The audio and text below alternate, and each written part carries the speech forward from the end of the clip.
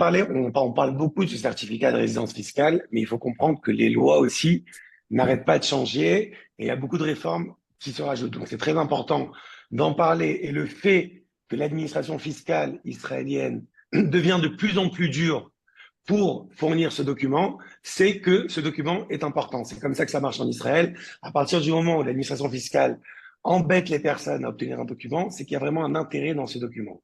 Maintenant, le certificat de résidence fiscale, en principe, c'est l'administration fiscale, lorsqu'elle fournit un certificat de résidence fiscale, c'est pour une année ou pour des années antérieures. Je vous donne un exemple.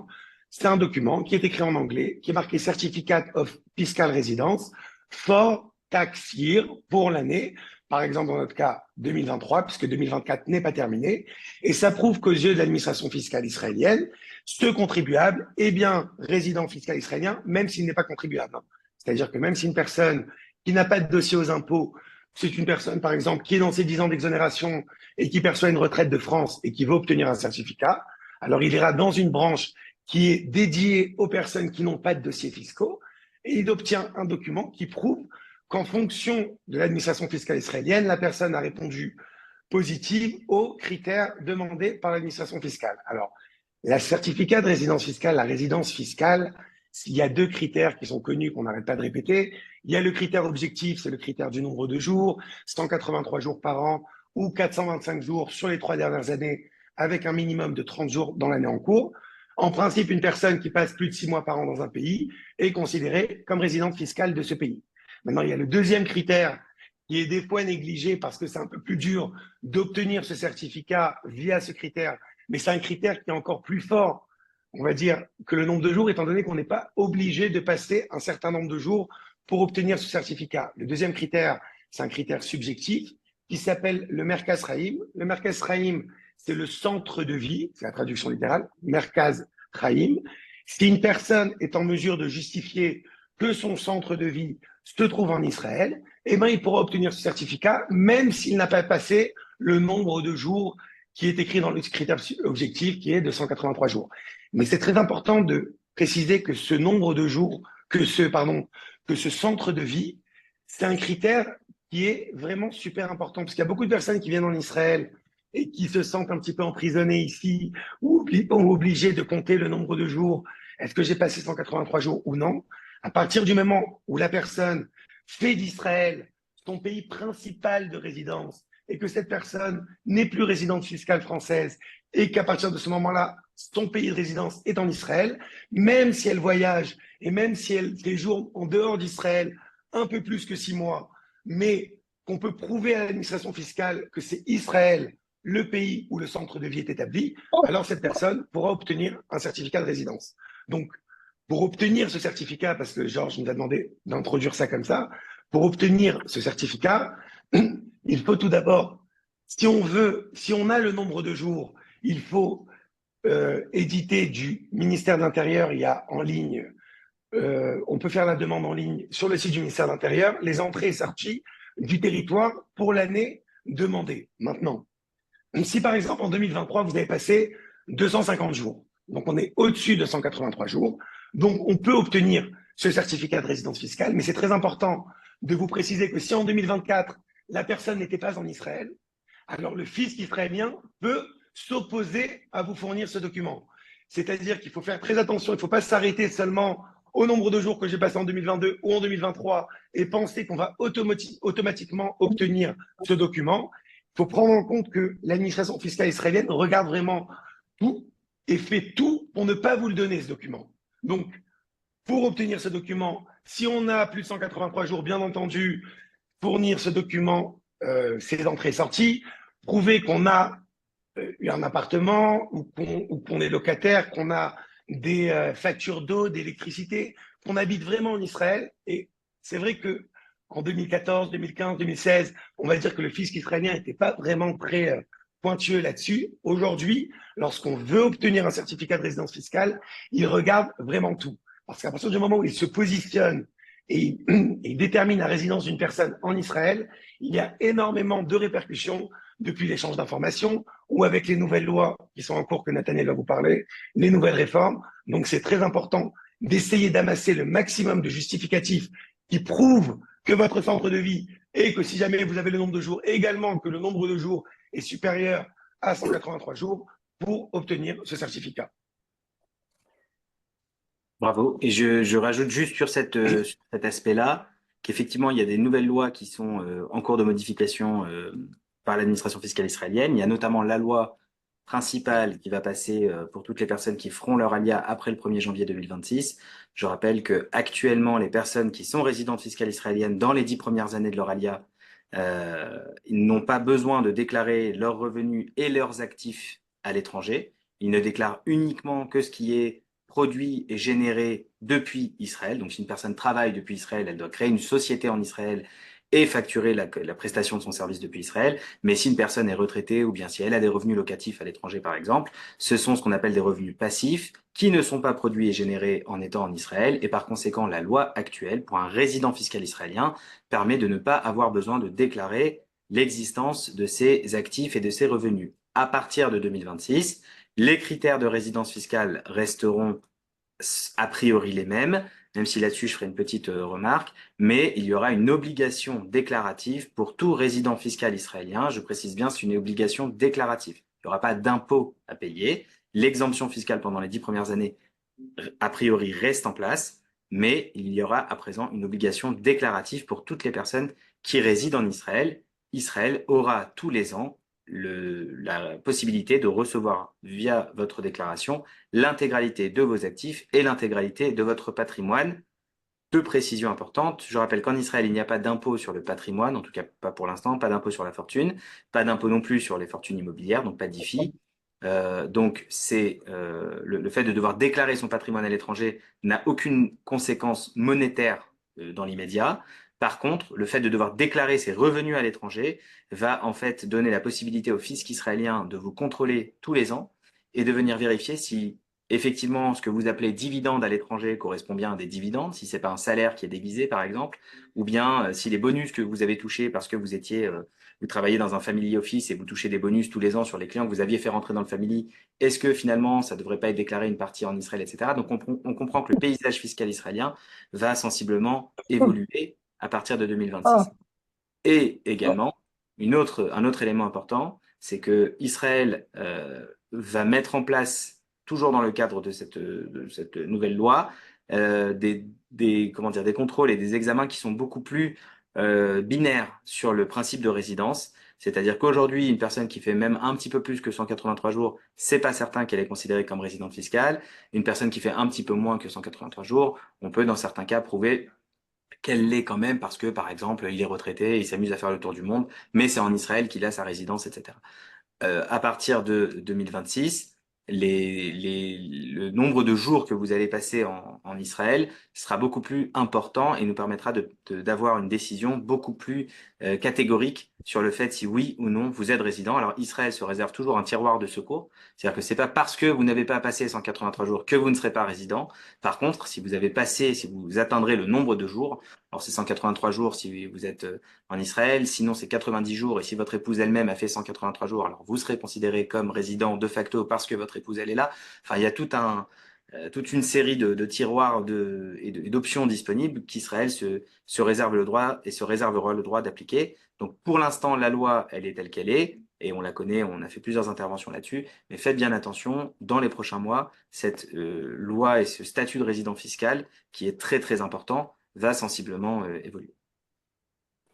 Alors, moi, je voudrais parler maintenant côté français, puisque on vient de parler du certificat de résidence fiscale. Quelle est l'utilisation qu'on peut avoir de ce document et pourquoi il est important? D'abord, vis-à-vis de l'administration fiscale, cela crée une présomption de résidence fiscale en Israël. Présomption, pourquoi? Parce que un document de l'État d'Israël indiquant qu'une personne est résidente fiscale est opposable à la France. Alors, ça ne veut pas dire, dans le cadre de l'analyse des faits, que on ne pourrait pas avoir des difficultés, une remise en cause par la France de la résidence fiscale. Mais on va dire dans, allez, 4/5 des cas, cela règle le sujet de la résidence fiscale. Donc, il est important Parce que le vrai sujet aussi, parmi les résidents fiscaux français qui se trouvent en Israël, est la durée du séjour.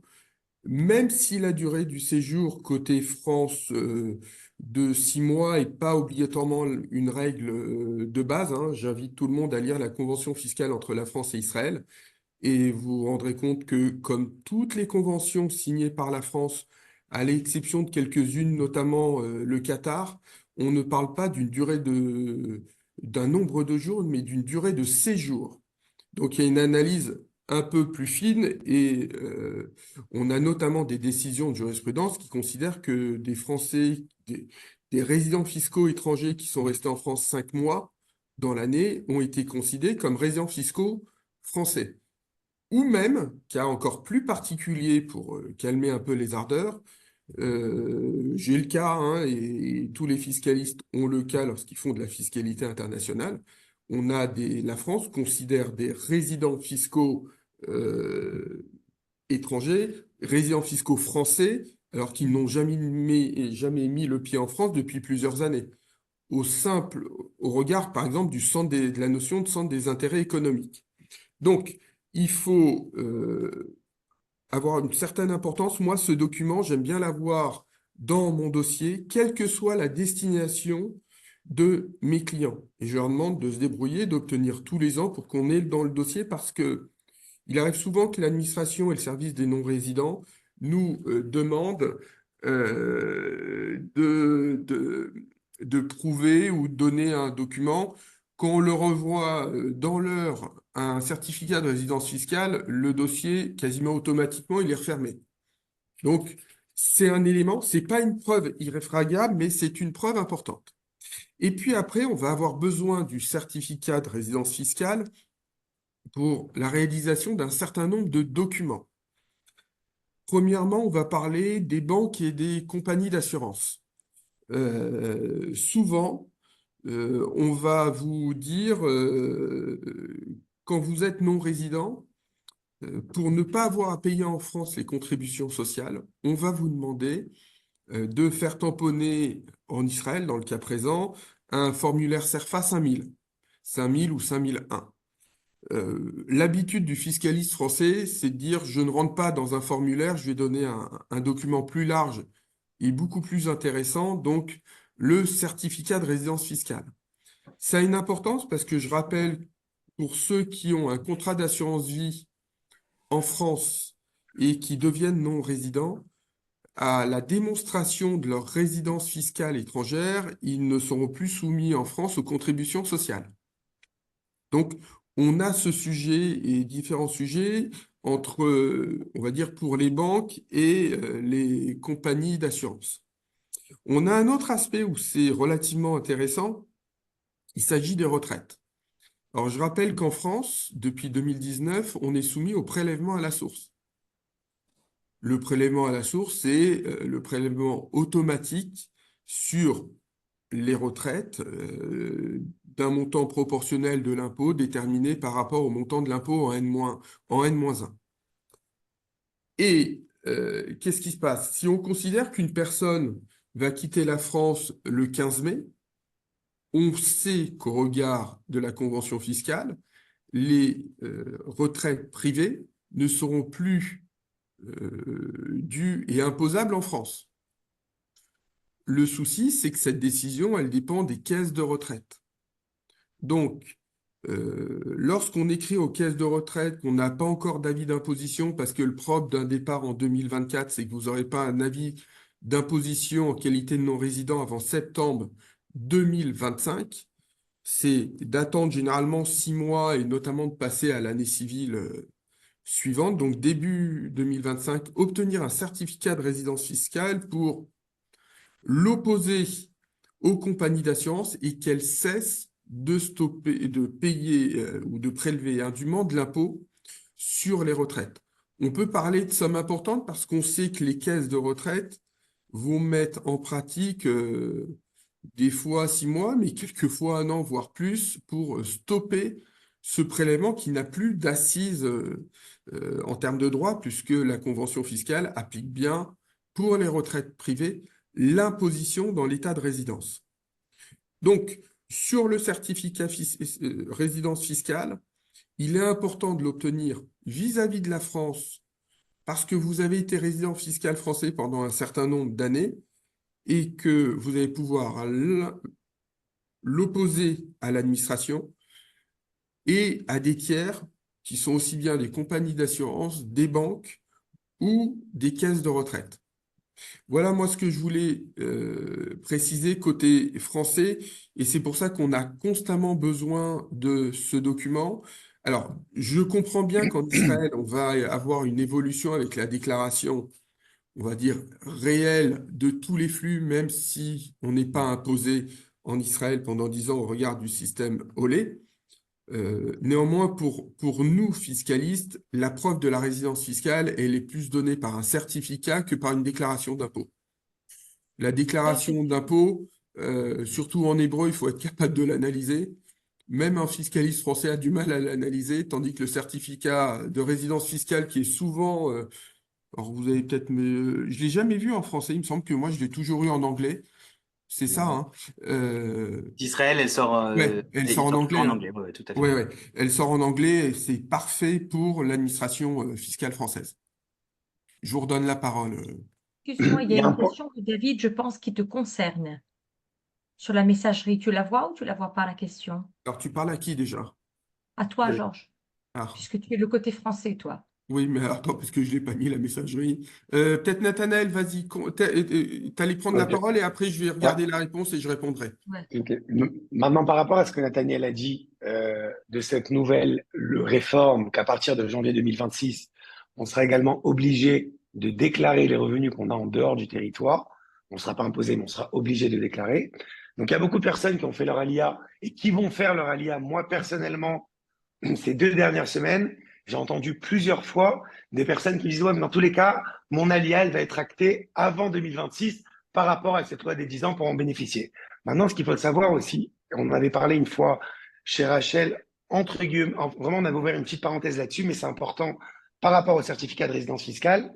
Il y a déjà eu une achlatat misoui, c'est une décision des impôts, d'une personne qui a quitté Israël, et lorsqu'il est revenu, il ne pouvait plus bénéficier de cette exonération, et il devenait quasiment comme tout contribuable israélien. Donc, c'est très important de savoir qu'à partir du moment où on a le certificat de résidence fiscale, ce problème ne se pose plus. C'est-à-dire que même si le fisc israélien vont essayer de remettre en question le départ du territoire, parce qu'il y a beaucoup de personnes qui sont parties d'Israël et qui sont revenues après, mais qui sont parties pour des raisons qui sont explicables par rapport aux impôts, lorsqu'il y a un décès d'une personne proche de la famille, lorsqu'il y a une maladie. J'ai des clients qui se font traiter, qui sont en chimio en France et qui sont obligés de se faire suivre par leur médecin depuis toujours. Donc, par rapport à la fiscalité, les jours en dehors du territoire, lorsque c'est par rapport à une maladie, c'est pas pris en compte dans le décompte du nombre de jours. Maintenant, si on se dit, bon, ok, la personne était malade, mais il revient 3 ans après en Israël en sachant qu'en 2020, il était malade. Israël, si elle veut arrêter son exonération de 10 ans, elle pourra très bien dire, mais non, en 2020, tu n'étais pas là. Et de venir essayer de prouver lorsqu'Israël attaque, c'est beaucoup plus compliqué que lorsqu'on leur dit, mais attendez, c'est vrai que j'étais pas là toute l'année, c'est vrai que je me suis absenté longtemps, mais vous m'avez fourni un certificat de résidence fiscale. Là, il ne peut plus avoir ce problème de remise en question de cette exonération de 10 ans. Donc, à part le fait qu'en 2026, tout le monde sera obligé, enfin toutes les personnes qui viennent après 2026, parce qu'à chaque fois que je parle de ça, à chaque fois on me dit donc en fait il me reste qu'un an. Non, toutes les personnes qui sont venues avant 2026, ils en bénéficieront pendant 10 ans de cette exonération de 10 ans d'impôts et d'exonération d'impôts. Maintenant, les personnes qui viennent à partir de 2026, c'est-à-dire que dans leur Théoudatolé, c'est mentionné que leur date d'Alia a été actée après janvier 2026, ceux-là ne pourront pas bénéficier. Mais à part ça, même les personnes qui sont venues avant 2026, mais qui ont dû quitter Israël pendant un certain temps, même ces personnes-là peuvent se voir enlever cette exonération de 10 ans, à moins qu'il peut se prouver que vraiment chaque année, ils étaient vraiment résidents fiscaux israéliens. Donc c'est très important, on n'arrête pas de le répéter. Les certificats de résidence fiscaux ont commencé à devenir à la mode lors de l'échange d'informations. Les banques avaient besoin des fois de savoir est-ce que cette personne était résident ou non. Mais maintenant, plus les taux se resserrent sur les Olim Khadashim, plus ce certificat de résidence fiscale est vraiment important.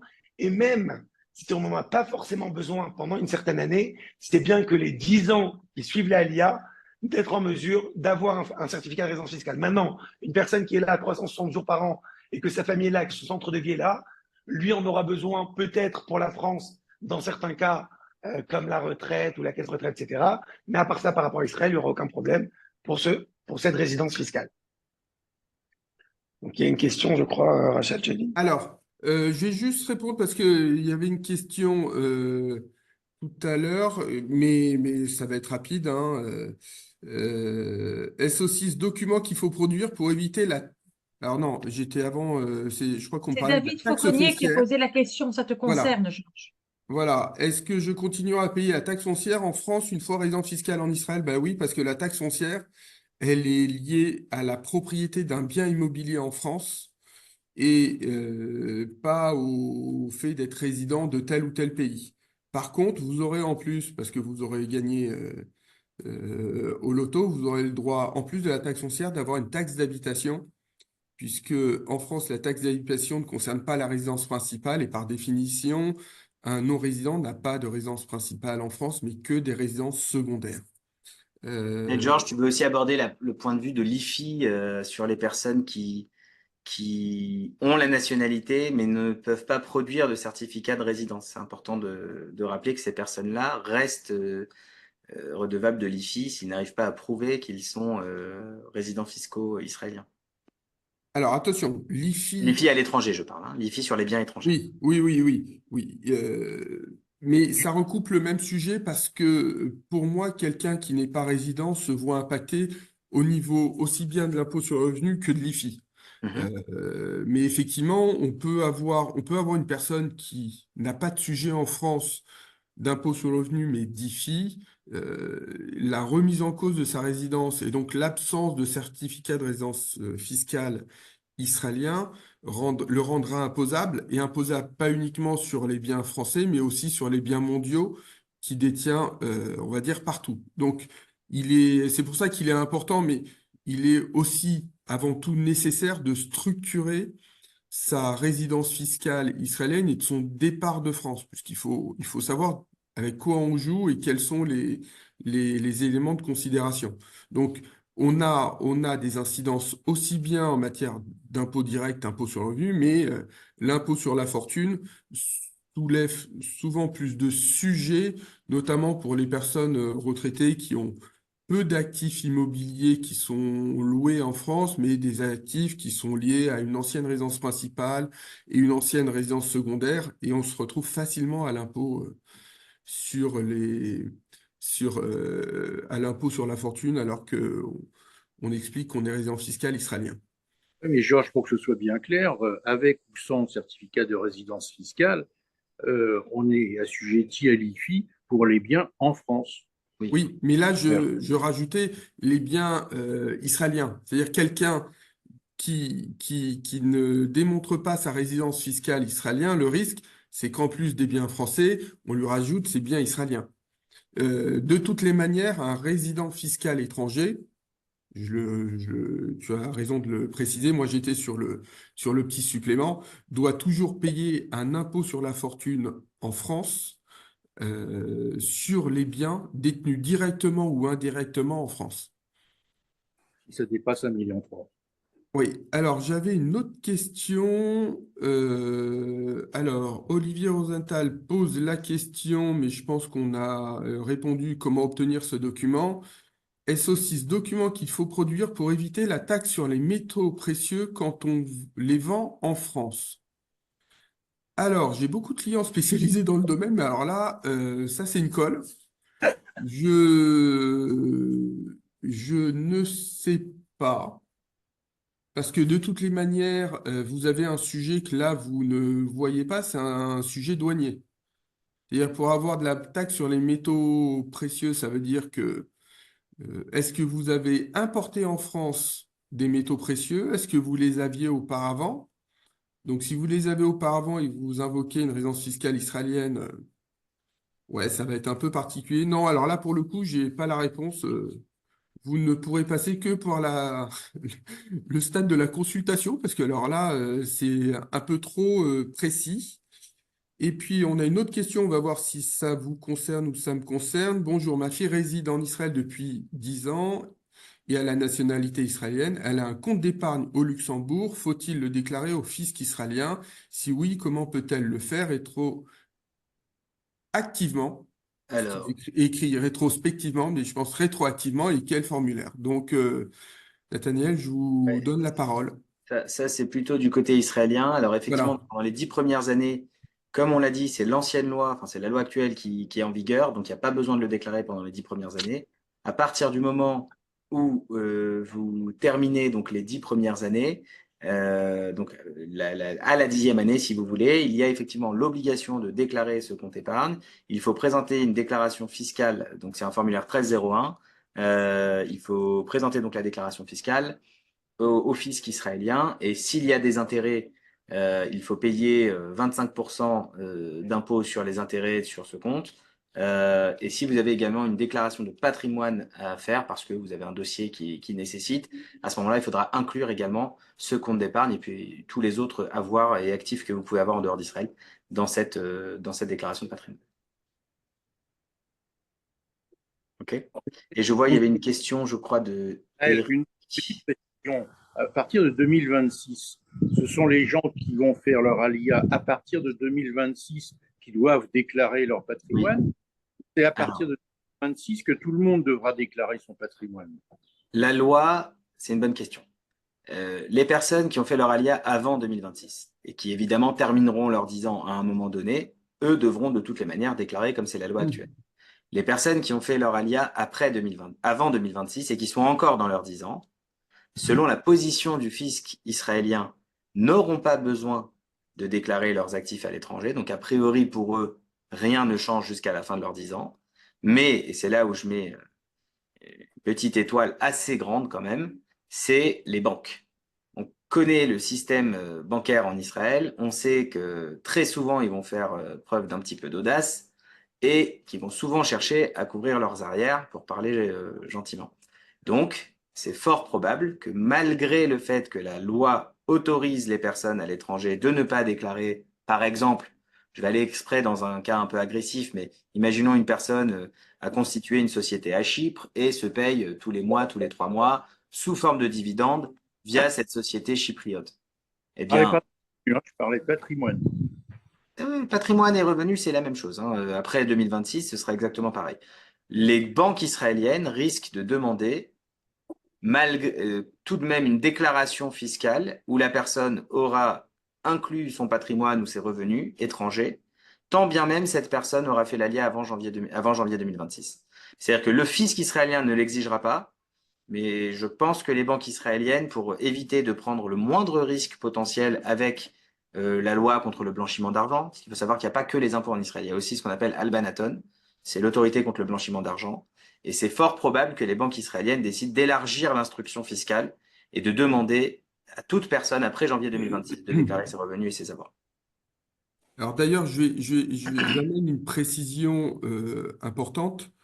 La loi dont vous parlez en Israël, quand on regarde aujourd'hui les pays liés par les échanges qui à l'origine ne concernaient que l'OCDE, c'est aujourd'hui un principe qu'on voit quasiment d'application dans beaucoup de pays. La Thaïlande l'a appliqué depuis le mois de janvier, c'est-à-dire obligation de déclarer les revenus. Pourquoi? Parce que c'est avant tout une disposition anti-blanchiment. Voilà, anti-fraud. Donc, il faut bien comprendre que je pense que ça va donner quelques idées après au fisc israélien. Faut pas être naïf, hein. Quand vous ouvrez les vannes de l'information, il y a un moment, ils vont y aller. Alors bon, mais la décision qui est même un peu tardive hein, côté israélien, parce qu'on le voit dans plusieurs autres destinations, euh, c'est lié à des demandes insistantes de l'OCDE dans le cadre de l'échange automatique. Aujourd'hui, on va dire, allez, à 3 ans, hein, on va dire à 2027, je pense qu'il sera impossible de passer entre les mailles du filet. Pour Les être personnes, parce qu'aujourd'hui, chacun se cache derrière son petit doigt, notamment en disant, ben, tiens, mon banquier m'a pas vu ou je vais pas le voir. Sauf que le banquier, il y a un moment, il va vous demander le truc le plus facile, le plus, classique, il va vous dire je veux la déclaration d'impôt. Et il va Mais pas se contenter de dire ah, vous êtes israélien depuis 25 ans, vous vivez en France. Si vous avez 10 certificats et encore moins de déclaration d'impôt, et pourquoi les banques vont vous le demander? Parce que tout simplement, aujourd'hui, et dans tous les pays, dans beaucoup de pays, on va dire, connectés à des systèmes économiques capitalistes, la banque est aujourd'hui un intermédiaire de l'administration fiscale et des organismes de réglementation pour aller chercher les informations, et si elle ne le fait pas, elle engage sa responsabilité. Et le banquier a horreur d'engager sa responsabilité. pour être clair, je voudrais poser la question à Nathaniel. En termes clairs, ça veut dire que quelqu'un qui a fait son alia en 2019, il n'a pas à faire de déclaration de patrimoine avant 2029 si la banque ne le lui demande pas. Tout à fait. C'est ça? Tout à Maintenant, fait. le fisc peut lui demander quand même, Nathaniel, puisque Le fisc peut le demander à tout moment. Si le fisc le demande avant 2026, on ne mettra que les actifs israéliens. Pour cette personne-là spécifique, si le fisc le demande avant 2029, on ne mettra que les actifs israéliens. Si c'est pour cette personne spécifique, la banque le demande après 2029, ou bien la banque le demande entre 2026 et 2029, il faudra. On ne parle pas d'après 2029. Voilà. Entre aujourd'hui et 2029, il n'y a pas. Selon le fisc, non. Selon la banque, après 2026, comme le dit Georges, très probable qu'il y ait un changement. Et je vous avais également résumé, alors ceux qui veulent le recevoir, je vais juste partager mon écran. On va faire comme ça. Hop, je sais pas si les envoyer. ceux qui veulent le recevoir, je pourrais envoyer, si vous voulez, ce petit texte. C'était un résumé, si vous voulez, de la nouvelle loi. J'ai vu Eric qui a posé une question. Combien de jours, etc. Voilà, je vous ai fait un petit résumé. Pour ceux qui veulent le recevoir, n'hésitez pas à vous signaler auprès de Rachel. Je me ferai un plaisir de vous l'envoyer par mail. C'est un petit article, juste histoire de vous expliquer ce sera quoi la nouvelle loi qui va passer pour le critère de résidence. OK. Les banques, on peut les envoyer balader quand même. Essayez. Et soyez prêts à changer de banque. Il faut bien comprendre une chose. En Israël, le banquier, le directeur de banque, et c'est pareil, je pense, dans les autres pays, c'est lui-même le responsable. C'est pas la banque Discount, c'est pas la banque Mizrahi, c'est pas la banque Poalim. C'est le directeur de votre agence spécifique. Il prendra aucun risque pour personne. Il n'ira pas en prison à votre place et il n'ira pas en prison avec vous. On va lui répondre qu'avant 2029, la loi. On peut toujours essayer. On peut essayer. Aujourd'hui, c'est une présomption de ma part. Hein. Je ne suis pas certain que les banques iront actionner cela. Cependant, ils pourront essayer toujours. On sera en mesure de leur répondre et on pourra toujours défendre le dossier. Sachez simplement que je pense que les banques vont aller s'engouffrer par la grande porte, en sachant que la transformation fiscale va plutôt vers cette destination. Donc, je pense que les banques vont aller essayer d'activer ce levier. À nouveau, on verra bien d'ici un an et demi. Comment on est accueilli par les banques. Dictature des banques. Permettre une petite question, s'il vous plaît, Olivier Rosenthal. Oui, oui, Olivier, allez-y. J'ai peut-être raté l'info quand vous l'avez donnée. J'ai bien compris les conditions pour obtenir le document. J'ai en revanche pas compris comment, auprès de qui, on peut l'obtenir. Est-ce qu'il y a une demande à faire en ligne? Est-ce que c'est par mail, par téléphone? Est-ce qu'il faut se déplacer? Dites-moi. Pour le moment, il n'y a pas de plateforme qui centralise la demande. Chaque personne doit aller au centre d'impôt qui le concerne. Alors, je commence par la fin. Nous-mêmes, on le fait pour vous. Hein. Si vous êtes intéressé et que vous voulez éviter toutes les démarches, on peut le faire. Si vous préférez le faire seul, il faut aller au centre d'impôt de la ville qui vous concerne. Donc, à Tel Aviv, c'est en face d'Azrieli. À Jérusalem, c'est à Givat Shaoul. Enfin, voilà, chaque bureau d'impôt, chaque administration a son bureau. Et il faut aller là-bas demander à parler avec la personne responsable de l'émission des certificats de résidence. Ok, très clair. Il n'y a pas malheureusement, pour le moment, il n'y a pas de plateforme qui centralise ces éléments. Et en hébreu, ça s'appelle comment? Comment? Ishur Toshavut. Ishur Toshavos. Ok. Merci. Avec plaisir. Est-ce qu'il y a d'autres questions? Alex, l'IA va-t-elle réutiliser? Oui, c'est déjà le cas. L'intelligence artificielle est évidemment utilisable et utilisée en Israël, pas que pour repérer les terroristes à Gaza, mais également pour repérer les personnes qui ne remplissent pas toutes leurs obligations. Bonjour, j'ai aussi une question. Moi, il est probable que je parte en juin pour faire mon ALIA. Donc, il reste, enfin, au niveau de la déclaration, je serai résident fiscal en France pour toute l'année 2024 ou je Alors devrais. non, parce que la France applique une règle qui, par exemple, n'est pas celle de l'Italie ou de l'Espagne. C'est-à-dire que on cesse d'être résident fiscal le jour où on pose le pied dans le pays de destination. Mhm. Alors, quand on pose le pied en Israël, on va être résident fiscal israélien à compter de ce jour d'arrivée. Et donc, sur votre déclaration de revenus française de 2024 faite en 2025, il faudra souscrire ce qu'on appelle deux déclarations, mais en vrai une avec une typologie un peu particulière. Une qui concerne les revenus de source française, on va dire de source mondiale, entre le 1er janvier et votre date de départ, puisque vous êtes résident fiscal français avec une imposition mondiale, et à compter de votre arrivée en Israël, une deuxième déclaration, alors elle est obligatoire à être souscrite même si vous n'avez pas de revenus, de source uniquement française.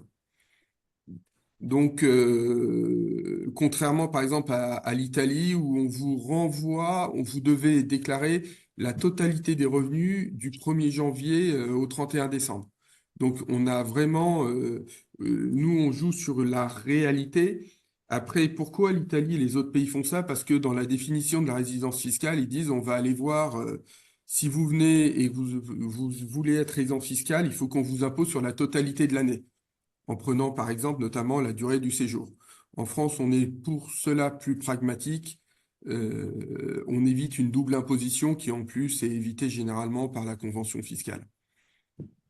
Alors, Et de la même manière, en Israël, je voilà. devrais, à partir de juin, faire deux déclarations, ce que j'ai mes revenus avant juin en France et puis mes revenus à partir de juin en Israël.